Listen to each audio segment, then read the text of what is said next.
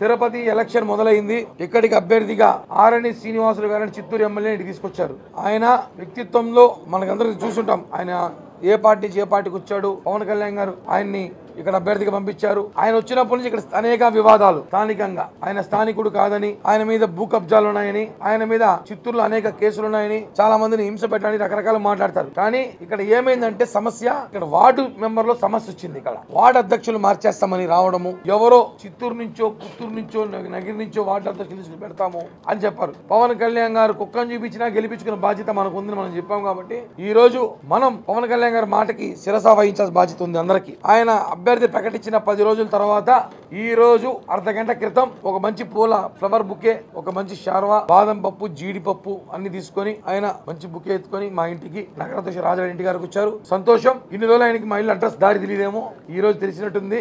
Okay, ఎవరు వచ్చినా మేము స్వాగతిస్తాం. కానీ ఒక్క విషయం గుర్తుపెట్టుకోవాలి, ఇక్కడ వైసీపీ నాయకులు ఎదుర్కొనే దమ్ము ధైర్యం ఇక్కడ నాయకులకే ఉంది. తిరుపతిలో 297 బూతుల్లో ఎలక్షన్ చేసి దమ్ము ఇక్కడ ఉంది. తిరుపతిలో ఎవడైనా సరే రారా చూసుకుని చెప్పి దమ్ము ఇక్కడ ఉంది.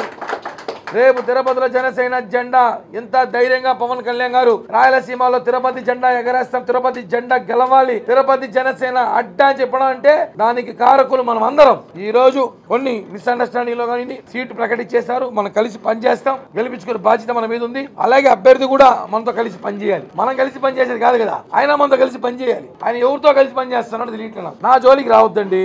నా పని ఏదో నేను చూసుకుని, నేను పార్టీ కోసం పనిచేసే వ్యక్తిని, పవన్ కళ్యాణ్ కోసం పనిచేసే వ్యక్తిని. పవన్ కళ్యాణ్ ఏ నా కొడుకు మాట్లాడినా గుడ్డలో ఓడదీసి కొడతా.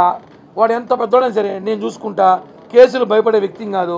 నా వెనకాల జన సైన్యం ఉన్నారు, నా మిత్రులు ఉన్నారు, బలం ఉన్నారు.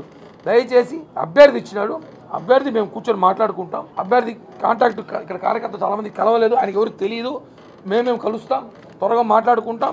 తిరుపతి అంటే జనసేన పార్టీ గెలవాలి, మేము చూసుకుంటాం. మీరు మధ్యలో బ్రోకర్ ఆటలు మీ వృత్తి పక్క మీద ఆడితే మాత్రం బ్రోకర్ నా కొడకలు పేర్లు పెట్టాల్సి వస్తుంది. దయచేసి చెప్తున్నా, అది బాగోదు. జనసేన పార్టీని కొట్టే మొగోడు లేడని చెప్పి కూడా మేము చూపిస్తాం. రాష్ట్రంలో గ్రేటర్ రాయలసీమలో 73 సీట్లు తీసుకున్న ఏకైక సీటు 60 నుంచి 70 వేల మెజార్టీతో గెలిపించే బాధ్యత మనకున్నప్పుడు, అభ్యర్థి కూడా గెలవాలని కోరుకున్నప్పుడు, గెలవాలని గెలిపించాలని మాకు కోరుకుంది, గెలవాలని ఆయనకి కోరుకున్నప్పుడు అందరితో కలిసిమెలిసి కార్యకర్తలతో, పార్టీ కేడర్తో, వీర మహిళలతో కలిసి వెళితే తిరుపతిలో జనసేన జెండా ఎగరేస్తాం అని చెప్పి కూడా మనస్ఫూర్తిగా తెలియజేస్తున్నాం.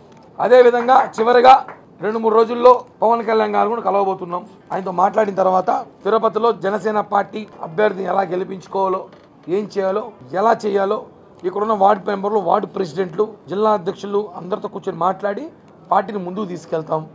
దయచేసి అభ్యర్థి కానీ, అభ్యర్థి తరపున ఉన్న బంధువులు కానీ, అభ్యర్థి దగ్గర ఉన్న కొంతమంది సంస్థలో ఉన్న బ్రోకర్లు కానీ వాళ్ళ ట్రాప్ లో పడి దయచేసి తిరుపతిలో జనసేనలో గందరగోళం క్రియేట్ చేయకండి. తిరుపతిలో